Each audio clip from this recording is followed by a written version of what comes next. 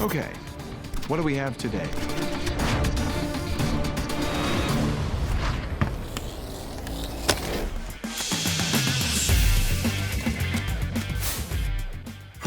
So who doesn't like the idea of a 2-for-1 deal? I mean, there are retailers that base their entire operation on inflating their normal price so they can offer a 2-for-1 just to get people excited about how great of a deal they got. But Vishay's WSLF power metal strip resistors are the real deal.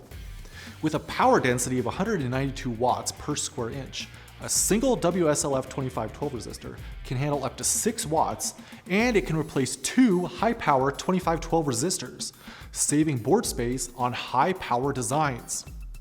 Vishay offers the WSLF in values as low as 0.3 milliohms based on solid metal resistive elements with a low TCR.